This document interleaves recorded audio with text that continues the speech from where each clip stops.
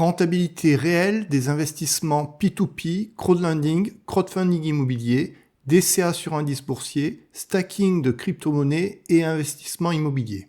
Et en conclusion de la vidéo, je vous parlerai du biais de familiarité qui pourrait vous faire perdre beaucoup d'argent. Bonjour les amis, je vous souhaite tout d'abord une heureuse année 2025 propice à la réalisation de vos projets.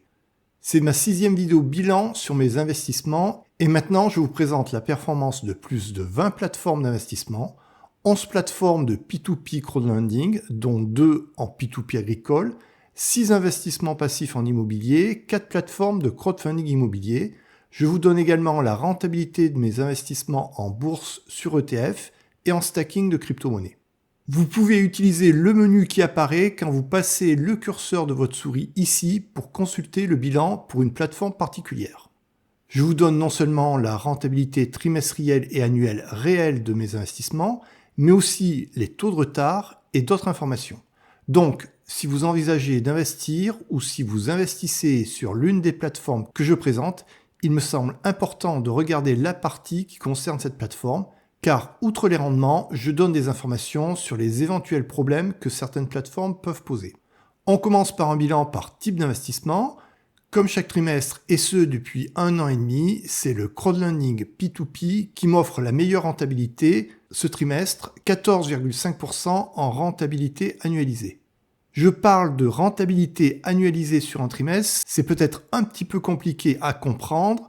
En réalité, je prends la rentabilité du trimestre et si j'avais eu ce même taux de rentabilité durant 4 trimestres, c'est-à-dire pendant 1 an, j'aurais eu une rentabilité ici de 14,5% dans l'année.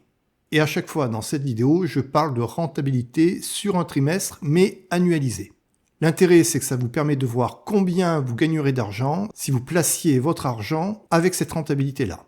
Et ça vous permet également de comparer ces rentabilités, par exemple avec la rentabilité du livret A, dont le taux de rentabilité est donné pour 1 an. Donc c'est un très bon trimestre pour le P2P et encore meilleur que le trimestre précédent. Cette bonne rentabilité s'explique parce que ce trimestre, j'ai reçu des paiements d'intérêt en retard, donc quelque part, ça vient compenser les contre-performances sur des trimestres précédents. J'ai maintenant séparé mes investissements en immobilier en 2 catégories. Tout d'abord, une catégorie crowdfunding immobilier et une autre catégorie immobilier dont la rentabilité repose à la fois sur les loyers et sur une revente des biens avec une plus-value. Je souhaitais séparer ces 2 types d'investissements car comme vous pouvez le voir, même s'ils reposent sur l'immobilier, en termes de performance, ils n'ont absolument rien à voir. Alors que ce trimestre, j'ai seulement 2,9% en rentabilité annualisée pour le crowdfunding immobilier, par contre j'ai 10,7% pour les autres types d'investissements immobiliers. Et également, il y a une grosse différence sur les taux de retard, puisqu'en crowdfunding immobilier, j'ai un taux de retard de 29,5% ce trimestre, est très supérieur au taux de retard que j'ai sur les autres types d'investissements en immobilier. Et pour le crowdfunding immobilier, c'est loin d'être une contre-performance passagère, puisque déjà le trimestre précédent, la rentabilité annualisée était seulement de 4,2%. Par contre, je suis content de mes autres investissements en immobilier passif, avec une rentabilité annualisée de 10,7% ce trimestre, des taux de retard faibles. C'est pour cela qu'à l'avenir, je souhaite augmenter mes investissements dans cette catégorie. En plus, l'investissement de cette dernière catégorie, investissement immobilier avec une rentabilité basée sur les loyers et la plus-value, c'est que l'on peut obtenir une rente assez régulière si on diversifie entre plusieurs plateformes. En particulier, Brickstarter et Mintos versent des intérêts mensuels, de même sur Finton sur les projets de type location. En plus, ces plateformes me permettent d'investir de façon très simple dans 4 pays, en Espagne avec Indemo et Brickstarter, en Tchéquie avec Finton, en Autriche et Lettonie avec Mintos. J'ai fait une vidéo de présentation de chacune des plateformes dont je parle dans cette vidéo. Donc si vous voulez en savoir plus sur l'une des plateformes en particulier, vous pouvez regarder cette vidéo de présentation et bien sûr, regarder le bilan que je vais faire dans la vidéo bilan que vous êtes en train de regarder. Ce trimestre, la rentabilité annualisée sur ces 3 types de plateformes est de 8,6%. Ce qui m'a permis de gagner en moyenne ce trimestre 451 € par mois, avant impôt, avec 71 769 € investis au total sur ces 3 types de plateformes. Je réalise également des investissements en bourse en utilisant la méthode DCA, Dollar Cost Average, sur ETF. Et ce trimestre a été un très bon trimestre pour ces DCA sur ETF. puisque j'ai obtenu une rentabilité de 31,4% depuis avril 2024. Je vous parlerai plus en détail de ces investissements sur ETF dans la partie bourse. J'ai d'autres revenus financiers que je ne présente pas dans cette vidéo. En particulier, je suis très exposé aux crypto-monnaies qui, ce trimestre, ont fait le yo-yo, mais je reste positif pour début 2025. Pour l'instant, je n'ai rien vendu. Dans cette vidéo, je ne vous parlerai que du stacking de crypto-monnaies sur stablecoin, qui est l'une des façons les plus simples de gagner de l'argent avec les crypto-monnaies et en plus qui est très peu volatile. Je vous donne maintenant la rentabilité annualisée de ce trimestre pour les différentes plateformes de P2P crowdlending. Vous pouvez voir qu'il y a de grosses différences entre les plateformes. Cependant, si les différences sont élevées trimestre par trimestre, sur une année entière d'investissement, les performances sont quand même moindres. J'ai réparti mes investissements en P2P crowdlending entre 11 plateformes. Cette diversification me permet de limiter les risques, d'investir avec un grand nombre de prêteurs de prêts et dans un très grand nombre de pays. De plus, lorsque je vois qu'une plateforme offre moins de rentabilité ou a des taux de retard qui augmentent, je bascule de l'argent de cette plateforme vers une autre plateforme. Ce trimestre, j'ai eu 3 plateformes qui m'ont offert une très bonne rentabilité. L'Inde, 24,5% en rentabilité annualisée, Loanch, 23,6%, Swapper, 24,2%. Mais sur ces 3 plateformes, ceci est dû à des paiements de prêts en retard, donc il faudra plutôt prendre en compte leur rentabilité sur un an que je donne dans cette vidéo lorsque je détaille les résultats plateforme par plateforme. Cependant, le P2P crowdlending me semble actuellement être l'un des placements les plus intéressants. Comme vous pouvez le voir, 9 plateformes sur 11 m'ont rapporté plus de 10% par an. Vous pouvez voir que Kaviku, ce trimestre, ne me donne une rentabilité annualisée de seulement 4,2%. Dans la partie sur Kaviku, je vous expliquerai les raisons de cette contre-performance de Kaviku ce trimestre, et je vous dirai pourquoi je compte moins investir dessus à l'avenir. J'ai intégré 2 nouvelles plateformes dans mon bilan, Income et Yuvo, qui toutes les deux ont eu de bonnes performances ce trimestre. Vous pouvez regarder mes vidéos de présentation si vous ne connaissez pas encore ces 2 plateformes. Et plus loin dans ma vidéo, je vous donnerai plus de détails pour chacune de ces 11 plateformes. Dans mes bilans trimestriels, vous aurez maintenant également Brix Obligations et Mintos Immobilier. Vous pouvez voir que c'est clairement Finton qui m'offre la meilleure rentabilité, 14,3% ce trimestre en rentabilité annualisée. Et de plus, c'est sur plusieurs trimestres que Finton est ma meilleure plateforme en immobilier. Pour certaines plateformes de la catégorie plus-value et loyer, la rentabilité est plus faible, comme par exemple pour Mintos Immobilier, mais il faut prendre en compte que ce 5,1% ne repose que sur les loyers. À plus long terme, je devrais avoir également de la plus-value qui va se rajouter à ce 5,1%. Mais il faut parfois attendre plusieurs années avant qu'il y ait une revente. Pour la partie crowdfunding immobilier, sur les 4 plateformes, la rentabilité reste faible. Seulement 2,9% en rentabilité annualisée ce trimestre. Avec toutes les plateformes françaises qui sont en dessous de 3% ce trimestre, en rentabilité annualisée. Moins de 3% par an, je trouve que c'est quand même très faible, surtout que c'est avant impôt. Donc après impôt et inflation, on perd en pouvoir d'achat. Et c'est à nouveau CrowdPeer qui m'offre la meilleure rentabilité dans la catégorie crowdfunding immobilier. Je pense que maintenant, il ne faut consacrer qu'une petite partie de son capital au crowdfunding immobilier et en sélectionnant de très bons projets, par exemple avec une très bonne garantie et peu de travaux. On passe maintenant à l'analyse plateforme par plateforme. On commence par Esketit, qui ce trimestre m'a donné une rentabilité annualisée de 10,6%, proche de la rentabilité théorique et proche de la rentabilité que j'ai sur un an. Donc si vous investissez sur Esketit, a priori vous pouvez espérer obtenir autour de 10,5% par an. Cependant sur Esketit, il y a des prêts en Jordanie, et personnellement, je n'investirai pas sur ces prêts en Jordanie, étant donné les tensions qu'il y a dans le Moyen-Orient actuellement. Et j'ai un faible taux de retard sur Esketit, aussi bien ce trimestre que le trimestre précédent. Esketit est l'une des plateformes de P2P pour laquelle j'ai les taux de retard les plus faibles. Et en plus, ce sont des retards de courte durée. Income est une nouvelle plateforme que j'intègre dans mes bilans trimestriels. Je vais commencer par investir beaucoup sur la plateforme pour bénéficier au maximum du bonus nouveau client, et j'ai ensuite désinvesti lorsque j'ai pu récupérer mon bonus. Sur pas mal de plateformes, on peut obtenir 1 à 2% de bonus, et ce n'est pas négligeable, ça permet vraiment de booster sa rentabilité. Pour chaque plateforme, je vous donne le niveau de bonus qui est proposé, et pour obtenir ce bonus, c'est simple, il suffit d'utiliser mon lien en commentaire. Je gagnerai également un bonus. Merci d'utiliser mes liens, cela me permet de financer ma chaîne YouTube. La rentabilité annualisée sur Income ce trimestre est de 10,8%. Mais elle devrait augmenter les trimestres prochains puisque Income propose des prêts avec des taux élevés jusqu'à 14%. Mais pour l'instant, tous mes prêts n'ont pas encore produit des intérêts, donc je pense que ce sera mieux le trimestre prochain. Et le taux de retard pour Income ce trimestre est de 23,6%. Comme c'est une nouvelle plateforme, vous n'avez pas les résultats sur un an glissant et sur le trimestre précédent. Iuvo est une autre plateforme qui rentre dans mon bilan trimestriel. Ce trimestre, en rentabilité annualisée, j'ai eu 11,7%, ce qui est proche de la rentabilité théorique et de la rentabilité que j'ai eue en 2024 sur l'année entière, 11,6%. J'étais investisseur sur Iuvo depuis plus longtemps, mais je ne l'ai intégré au bilan que ce trimestre. Et les taux de retard sur Iuvo sont de 25,1%. De toute façon, toutes les plateformes que je présente en P2P ici ont une garantie de rachat en cas de retard. Cependant, il reste un risque de perte en capital, puisque par exemple, si une société de prêt faisait faillite, elle ne pourrait peut-être pas faire face à sa garantie de remboursement. Ce trimestre, j'ai eu des problèmes avec Kaviku, mon argent est resté longtemps non investi après des remboursements. À cause de ce cash drag, ma rentabilité trimestrielle a été de seulement 4,2% en rentabilité annualisée, qui est très inférieure à la rentabilité théorique de 11%, et très inférieur à ce que j'ai obtenu sur l'année 2024 en entier, 10,9%. De plus, certains d'entre vous m'ont signalé des problèmes avec le service client de Kaviku qui tardait à répondre et à résoudre les problèmes. Pour toutes ces raisons, j'ai décidé d'investir moins sur Kaviku. Comme vous voyez, j'ai retiré de l'argent et je ne vais laisser que quelques centaines d'euros sur Kaviku. Dorénavant, il me semble préférable de limiter ces investissements sur Kaviku et de préférer d'autres plateformes de P2P dont je parle dans cette vidéo bilan. Je pense que parmi toutes les autres plateformes dont je parle dans cette vidéo, vous pouvez en trouver plusieurs qui offrent un meilleur rapport rentabilité-risque que Kaviku. L'intérêt de mes vidéos, c'est que je suis totalement transparent avec vous, je vous alerte si je détecte des problèmes sur des plateformes.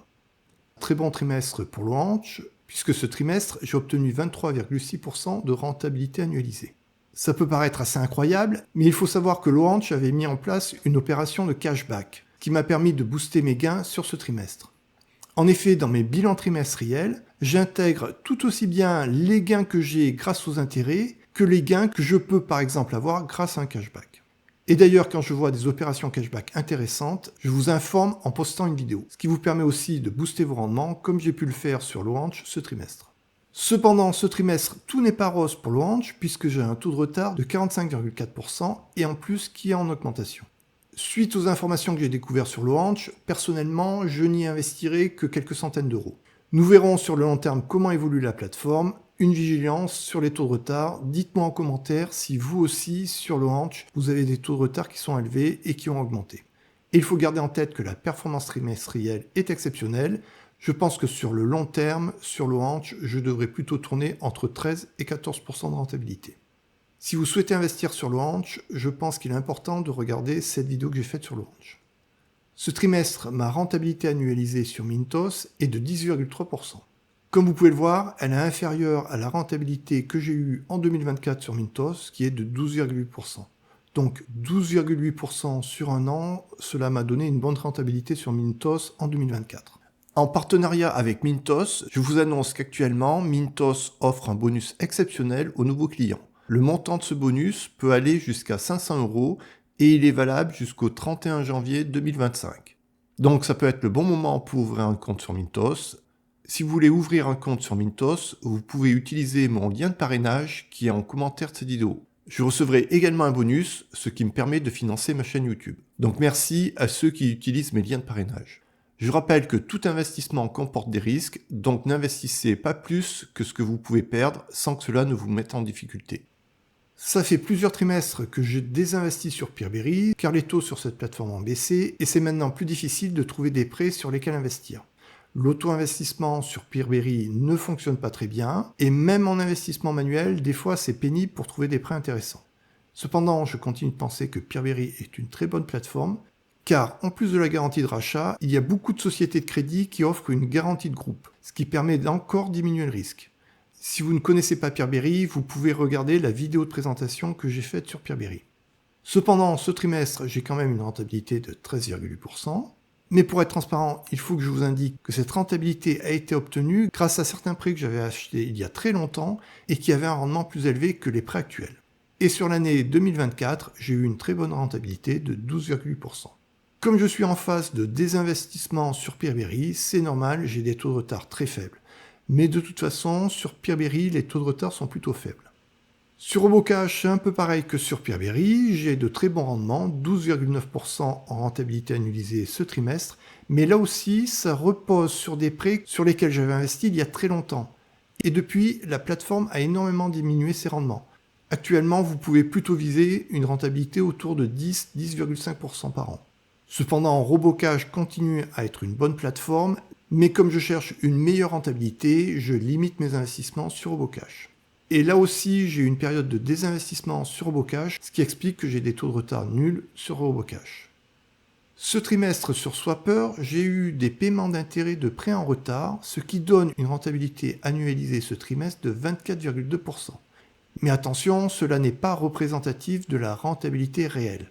Sur l'année 2024, sur Swapper, j'ai eu une rentabilité de 13,8%, ce qui est assez proche de la rentabilité théorique de 14%.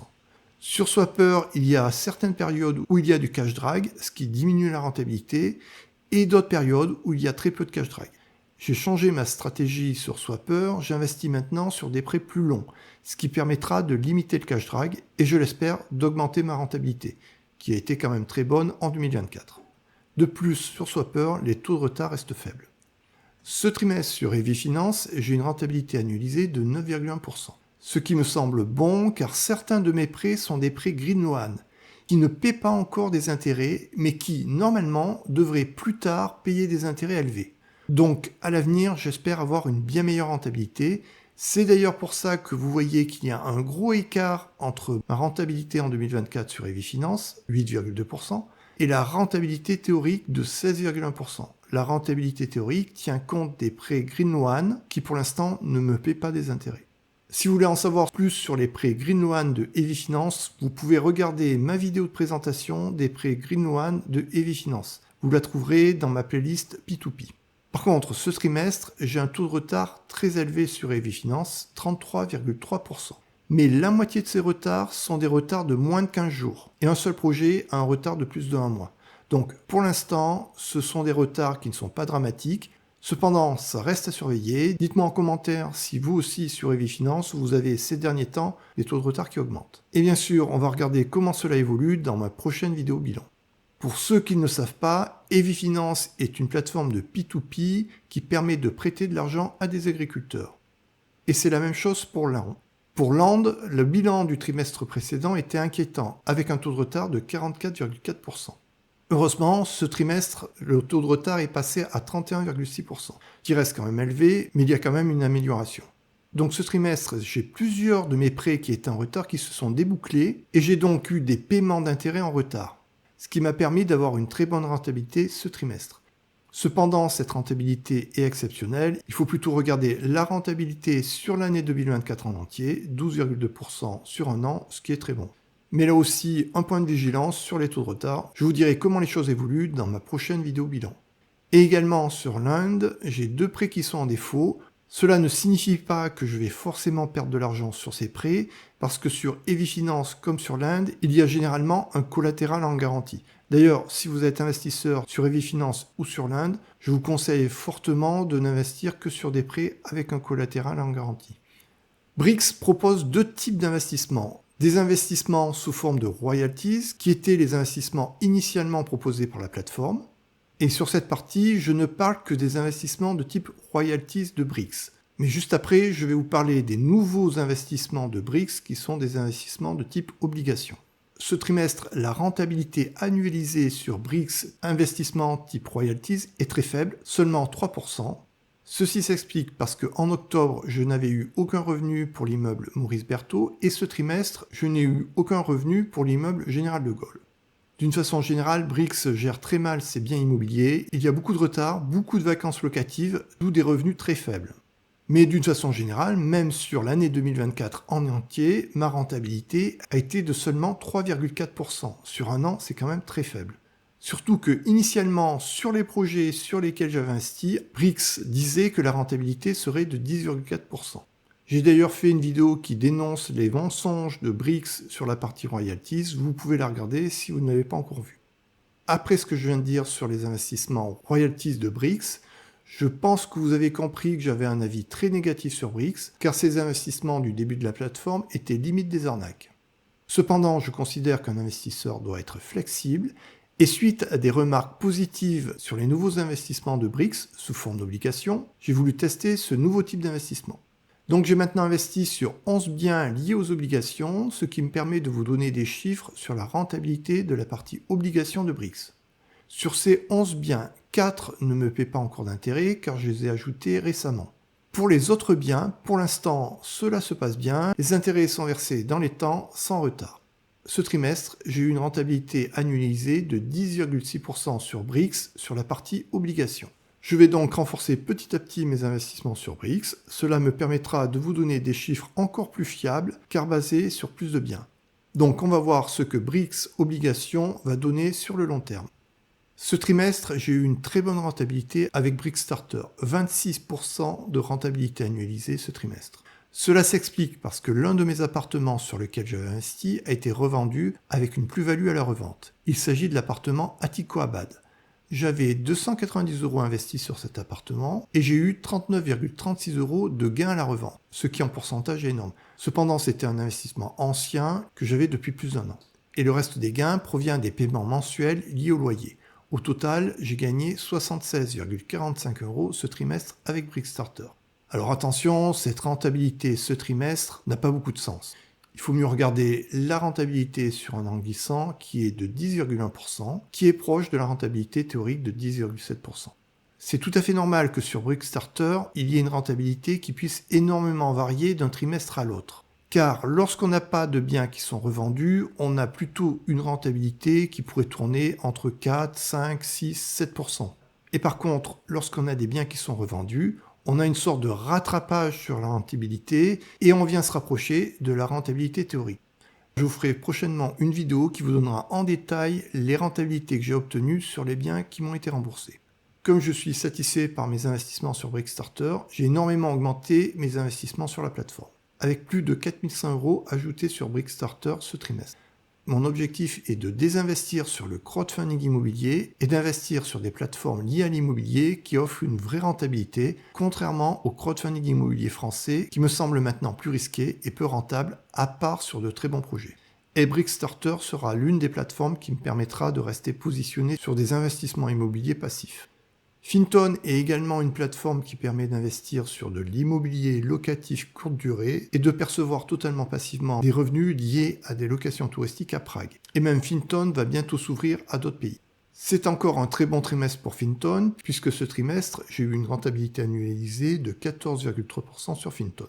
Ce qui me fait pour 2024 une rentabilité annualisée sur Finton de 12,9%. Ce qui est quand même très bon pour un investissement en immobilier passif. Et ce qui est proche de la rentabilité théorique de l'ensemble de mes investissements sur Finton, 13,2% par an. De plus, Finton paie les intérêts comme convenu, avec aucun retard. Cependant, avant d'investir sur Finton, regardez bien le descriptif du projet. Il y a pas mal de projets qui paient des intérêts avec un décalage dans le temps. Par exemple, vous investissez aujourd'hui et vous ne commencerez à percevoir des intérêts que dans plusieurs mois. Mais vous le savez dès le départ, au moment où vous investissez, donc pas de problème. Je suis donc très content de mes investissements sur Finton, c'est pourquoi ce trimestre, j'ai rajouté plus de 1200 € sur cette plateforme. Finton est vraiment beaucoup plus rentable que des plateformes telles que La Première Brique ou Clubfunding, et en plus avec la possibilité de recevoir des paiements mensuels et sans aucun retard. Ce trimestre a été également un bon trimestre pour Inemo puisque j'ai eu 3 biens remboursés, les biens A27, A62 et A90 avec de très bonnes rentabilités annualisées sur ces biens. Je vous ai d'ailleurs fait une vidéo qui vous donne tous les chiffres en détail, vous pouvez la regarder si vous voulez en savoir plus. De plus, offrez un cashback, j'en ai donc profité pour ajouter 1264 € sur cette plateforme. Indemo annonce une rentabilité théorique de 15,1%. Pour connaître la rentabilité que vous recevrez réellement, il faut attendre que le bien soit revendu. C'est pour cette raison que sur le trimestre, j'ai eu une rentabilité de seulement 9%. C'est tout à fait normal qu'elle soit inférieure à ce qui est annoncé, car pour l'instant, je n'ai eu qu'un petit nombre de biens qui ont été remboursés. Mais pour les biens qui ont été remboursés, la rentabilité réelle a été supérieure à la rentabilité théorique. Donc pour l'instant, je suis très satisfait de mes investissements sur Indemo. Mintos initialement proposait des investissements en P2P, mais maintenant Mintos propose également des investissements en immobilier. Donc tous les chiffres que je vous donne ici concernent uniquement mes investissements immobiliers sur Mintos. Pour l'instant, j'investis sur 6 biens dans la partie immobilière de Mintos, mais pour l'instant, seulement 2 biens me paient des intérêts. Car sur Mintos, il faut attendre 1 à 2 mois avant de recevoir les premiers paiements sur les biens immobiliers. Et ensuite, vous recevez des revenus mensuellement liés au loyer, et lorsque le bien sera revendu, vous aurez également des liens liés à la plus-value à la revente. Donc sur les biens qui me paient des intérêts, j'ai une rentabilité annualisée de 5,12%, qui devrait s'améliorer le trimestre prochain puisque j'ai investi sur de nouveaux biens qui offrent un meilleur rendement. De plus, sur ces biens, on peut espérer une augmentation de la valeur du bien de 3% par an, ce qui ferait une rentabilité annualisée de 8,12%. Et pour l'instant, tout se passe très bien sur Mintos Immobilier, je reçois mes intérêts mensuellement sans aucun retard. C'est pour cela que j'ai renforcé mes investissements sur la partie immobilier de Mintos et je le renforcerai encore plus à l'avenir. Sur Mintos Immobilier, pour l'instant, j'ai vu des biens en Autriche et en Lituanie, ce qui me permet de diversifier encore plus mes investissements en immobilier. En partenariat avec Mintos, je vous annonce qu'actuellement, Mintos offre un bonus exceptionnel aux nouveaux clients. Le montant de ce bonus peut aller jusqu'à 500 € et il est valable jusqu'au 31 janvier 2025. Si vous souhaitez ouvrir un compte sur Mintos, vous pouvez utiliser mon lien de parrainage qui est en commentaire de cette vidéo. Je recevrai également un bonus, ce qui me permet de financer ma chaîne YouTube. Donc merci à ceux qui utilisent mes liens de parrainage. Je rappelle que tout investissement comporte des risques, donc n'investissez pas plus que ce que vous pouvez perdre sans que cela ne vous mette en difficulté. On passe maintenant aux plateformes de crowdfunding immobilier, en commençant par Clubfunding. Ce trimestre, ma rentabilité annualisée sur Clubfunding a été seulement de 2,9%, et ce, malgré un petit remboursement partiel. 2 projets qui normalement devraient me payer des coupons mensuellement ne m'ont payé aucun coupon ce trimestre. Il s'agit des projets Birakem Commerce et Grand Horizon 2. Et le projet Birakem est même en procédure judiciaire et collective. Et en raison de tous ces retards, j'ai eu une rentabilité sur l'année entière 2024 de seulement 3,3%. Ce qui est quand même très faible si on le compare à la rentabilité théorique de mes projets qui était de 10,4%. Donc méfiez-vous des taux affichés sur les plateformes de crowdfunding immobilier, il est loin d'être rare qu'un projet rencontre un problème. Et donc la rentabilité réelle du crowdfunding immobilier sur des plateformes telles que Clubfunding, La Première Brique, Upstone ou autres est beaucoup plus faible que celle qui est annoncée. Et également de plus en plus de projets qui tombent en procédure collective et judiciaire, ce qui à l'avenir risque de se traduire par des pertes pour les investisseurs. Cependant, comme ce sont des procédures qui sont très longues, il faut attendre beaucoup de temps avant la fin de la procédure, et donc on reste avec des retards très longs, et on peut mettre beaucoup de temps pour se rendre compte in fine qu'on va perdre de l'argent. Donc je pense qu'il faut uniquement investir sur de très bons projets de crowdfunding immobilier français. Mauvais trimestre pour CrowdPeer, puisque ce trimestre, la rentabilité annualisée est de seulement 8,3%. Très inférieure à la rentabilité que j'ai eue en 2024 sur l'année entière, 10,4%. Et inférieure à la rentabilité théorique. Et sur CrowdPeer, ce trimestre, les retards ont énormément augmenté. Ils sont passés de 10,3 à 33,3%. Plus précisément, sur 24 projets sur lesquels j'ai investi sur CrowdPeer, j'en ai 4 en retard et 4 en recouvrement. Mon avis sur CrowdPeer devient donc beaucoup plus mitigé. C'est tout l'intérêt de mes vidéos bilan de vous informer de l'évolution des plateformes pour que vous puissiez investir en ayant connaissance de la rentabilité réelle des plateformes et être averti de leur évolution. Sur son site, CrowdPeer annonce un taux de retard de 11,2%, mais en fait, c'est un taux de retard de plus de 90 jours. Beaucoup de plateformes de crowdfunding immobilier et d'influenceurs utilisent ce mode de calcul pour sous-estimer le taux de retard. Pour ma part, les taux de retard que je donne ici sont des taux de retard global, même si le retard est inférieur à 90 jours. Dans le domaine de l'immobilier, des plateformes telles que Finton, Brickstarter ou Indemo me semblent maintenant plus rentables que CrowdPeer. C'est pour ça que j'ai diminué mes investissements sur CrowdPeer. On va voir comment évoluent les taux de retard. S'ils devaient diminuer, je pourrais à nouveau investir plus sur CrowdPeer. Ce trimestre, j'ai eu des remboursements pour les projets Le Cousteau et l'Achille. J'ai perçu 23,48 € d'intérêt, ce qui est complètement ridicule eu égard aux sommes investies. Sur la première brique, j'ai une rentabilité annualisée ce trimestre de seulement 0,5%. Et sur toute l'année 2024, ma rentabilité a été de 3,3% sur la première brique, ce qui est extrêmement faible par rapport à la rentabilité théorique annoncée de 11,4%. Ceci s'explique parce qu'il y a énormément de projets en retard sur la première brique. Ici, je vous donne les taux de retard que j'ai calculés en prenant en compte les projets de 2022 et 2023. En effet, il ne faut pas intégrer des projets de 2024. Par exemple, un projet de 2024 qui aurait une durée de 1 an et demi, forcément ne peut pas être en retard. Donc, à moins de vouloir sous-estimer les taux de retard, il ne faut pas les intégrer dans le calcul des taux de retard. Et en plus, les taux de retard augmentent. Vous voyez, le trimestre précédent, c'était de 20,5%, c'est passé à 27%. Ce qui fait plus d'un quart des projets en retard, ce qui est quand même énorme. Et ça fait plusieurs trimestres que les taux de retard augmentent. La situation sur la première brique devient de plus en plus inquiétante, avec des taux de retard qui augmentent chaque trimestre, également avec beaucoup de projets qui ont des retards très longs, et un nombre de projets qui tombent en procédure collective et judiciaire qui augmente de trimestre en trimestre. J'ai maintenant, chez la première brique, plusieurs projets en grande difficulté, avec des retards parfois supérieurs à 1 an et demi. J'ai plusieurs projets qui sont tombés en procédure collective et judiciaire, sur lesquels je risque d'avoir des pertes en capital. Il me semble donc préférable de n'investir qu'une partie faible de son capital sur des plateformes telles que La Première Brique ou Clubfunding. Et méfiez-vous des vidéos qui vous présentent des projets de La Première Brique ou de Clubfunding de façon très positive. Sur Upstone, autre plateforme de crowdfunding immobilier, la rentabilité annualisée ce trimestre est également très faible, 2,2%. Cependant, sur un an glissant, elle est de 7,8%, meilleure que sur La Première Brique, mais bien plus faible que la rentabilité théorique. Sur Upstone, les taux de retard sur mes projets sont également énormes, 42,2%, mais ils ont baissé par rapport au trimestre précédent. Je vous parle maintenant de mon stacking de stablecoins sur Nexo. Attention, si vous mettez de l'USDT de Tether en stacking, il devrait théoriquement être retiré des plateformes d'échange de crypto-monnaies concernées par la réglementation MiCA le 30 décembre 2024. En effet, l'USDT n'est actuellement pas conforme au règlement bientôt mis en place avec la mise en application complète du règlement MiCA de l'Union européenne. Donc, théoriquement, les ressortissants de l'EE, l'espace économique européen, ne devraient plus détenir d'USDT.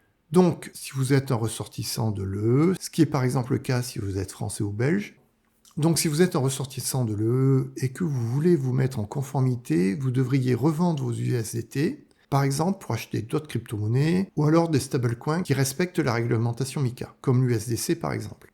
Vous pouvez bien sûr transformer vos USDT en monnaie fiat, mais si vous êtes résident fiscal français, cela aura un impact fiscal. C'est pourquoi sur Nexo, je fais du stacking sur l'USDC. Sur Nexo, j'ai mis en stacking des USDC qui me donnent actuellement un rendement annuel de 10,5%. Et ces intérêts me sont payés en Nexo Token. Ma rentabilité a diminué par rapport au trimestre précédent car je suis passé du niveau Gold au niveau Silver, car ma part de Nexo Token dans mon portefeuille a diminué. Avec le niveau Gold, ma rentabilité serait de 12% par an et 14% par an avec le niveau Platinum avec un stacking bloqué sur 3 mois. Mais pour avoir ces taux, il faut avoir une partie plus importante de Nexo Token dans son portefeuille Nexo. Actuellement, on est en bull run, donc pour début 2025, on peut espérer que la valeur du Nexo Token ne diminue pas, mais plus tard dans l'année, il y a énormément de chances que la valeur du Nexo Token diminue énormément. C'est pour cela que je ne souhaite pas détenir plus de Nexo Token, et je chercherai à les revendre en cours d'année lorsqu'ils auront pris de la valeur. Je pense que maintenant que le bull run est en cours, il est préférable de faire du stacking non bloqué sur ces cryptos, sauf pour des stablecoins. Car si vos cryptos sont bloqués, vous ne pourrez pas les revendre au bon moment lorsque leurs cours seront plus hauts.